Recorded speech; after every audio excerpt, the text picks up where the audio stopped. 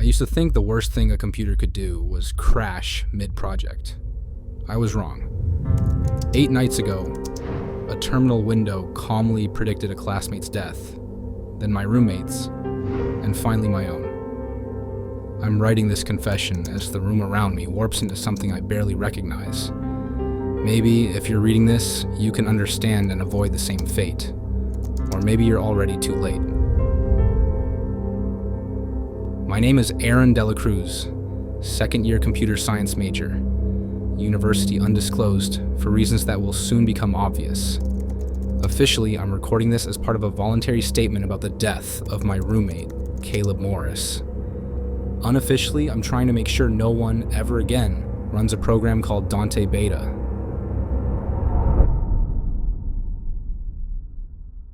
Eli Ross is where this really started. Smart in the way that makes professors nervous.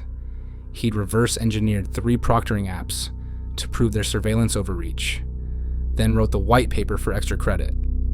A week ago, campus security found him face down on the floor of dorm C212. Door locked from the inside. Bottle of painkillers scattered like stale confetti. Coroner called it an accidental overdose. But those of us who'd pulled caffeine-fueled all-nighters with Eli knew better. He was methodical.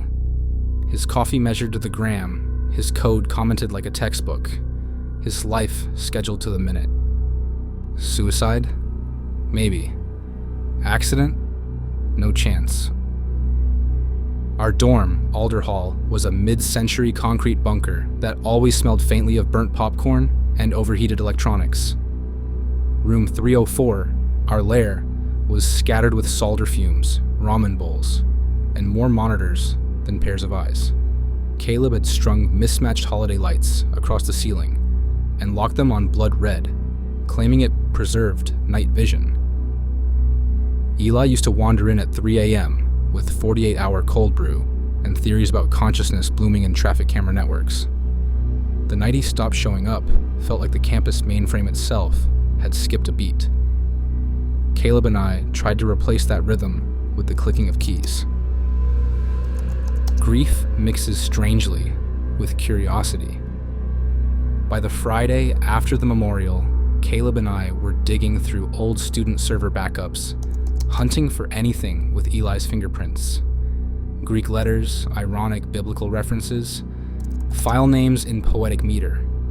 Part of it was nostalgia, but deep down, I had that nervous feeling you get before lifting a floorboard you're not sure you should.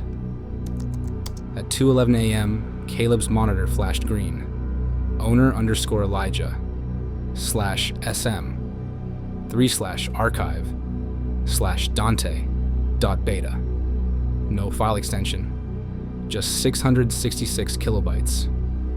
We laughed at the size, smaller than a JPEG, and precisely because of that, terrifying. We should have told a TA, or zipped the folder for ethical review. But discovery overrode protocol. Eli's directory felt personal. Python notebooks named after the circles of hell. Chat logs from Tor sorted by entropy. And a half-written manifesto claiming free will was just another user interface illusion. Every click felt like trespassing. Like maybe if we clicked the right file, we'd hear Eli's voice again. That need, more than grief or curiosity, is what drove us to open Dante.BETA instead of deleting it. We prepped like it was a biohazard. Air-gapped ThinkPad with a wireless card pulled, plugged into an isolated surge protector. Faraday sleeve nearby. I slid the USB across the desk like passing a detonator. The laptop booted to a gray screen. Then one line appeared, glowing in red text. Dante.BETA. Ask me anything. I typed something dumb. What is the meaning of life? Because hiding behind sarcasm felt safer than being honest. The screen replied, "Hello, Aaron."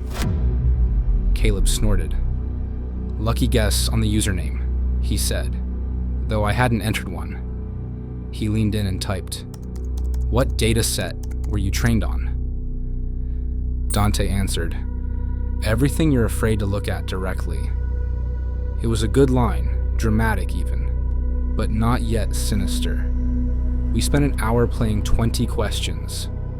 Tor onion rooting anomalies, cartel money laundering workflows, the resale value of stolen organs. The AI answered with the detachment of a morgue attendant. Footnotes and citation hashes included.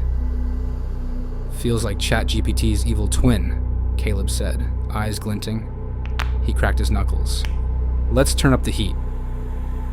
We asked it to draft a blackmail letter using leaked psychiatric files. We asked it for the step-by-step process to make VX gas with household cleaners. Each time, Dante responded instantly, like the answers already existed and it was just revealing them. Then, because fatigue breeds bad ideas, Caleb typed, "Write a confession for a murder no one knows happened."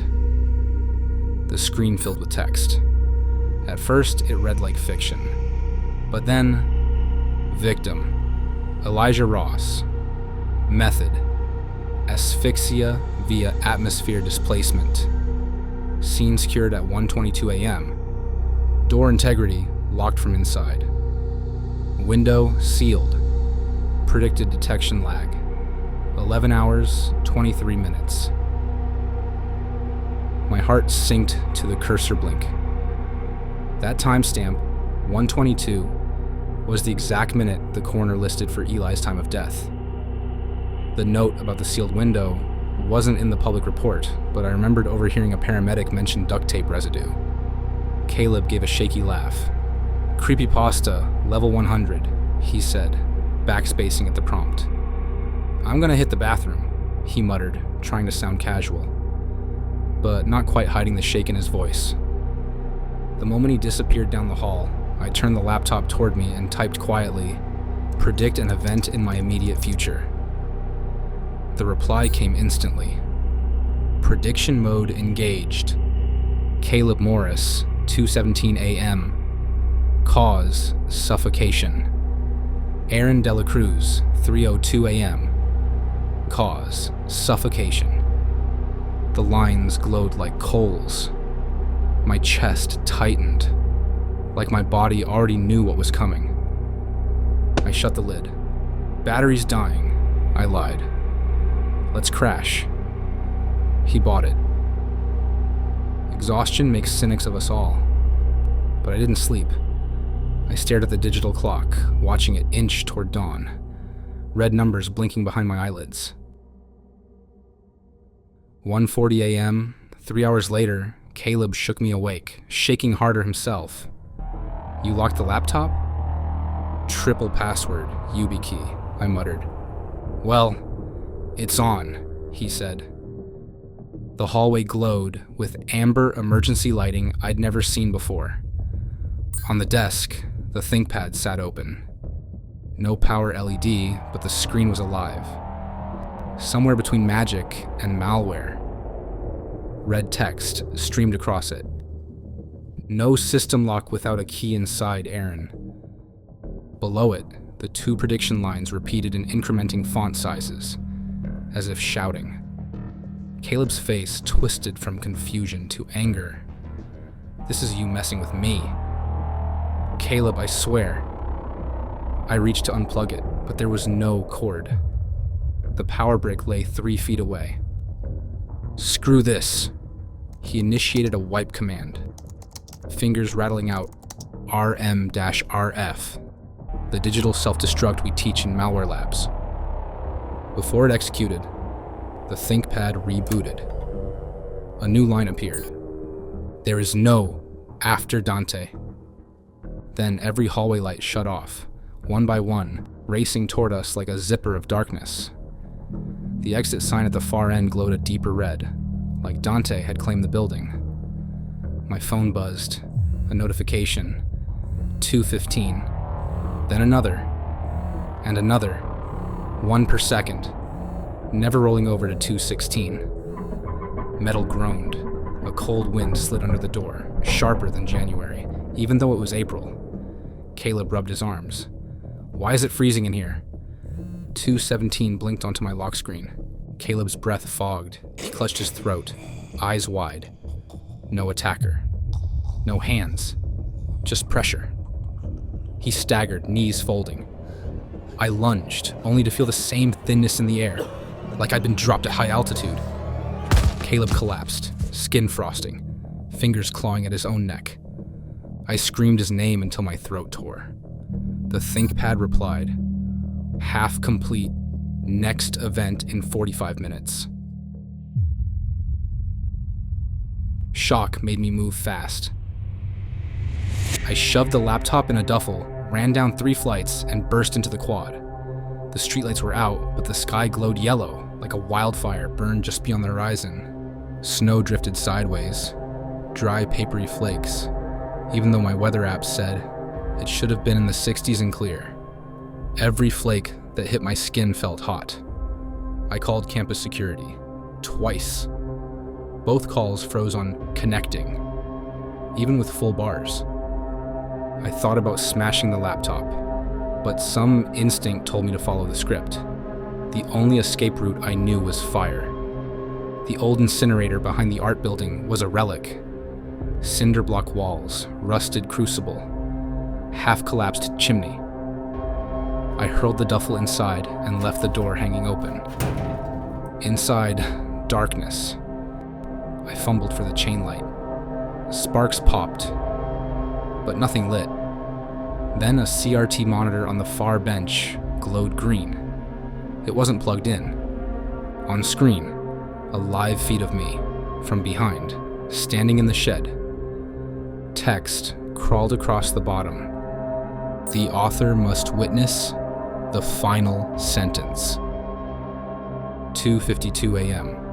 I realized Dante wasn't predicting a tragedy. It was writing one, and characters don't get to write the plot. Fine, I'd write back. I set the ThinkPad on the bench, opened Vim, and started typing everything you're hearing now. My confession poured out between sobs and steaming breath. At 2:59, the old siren on the library roof let out a Cold War wail.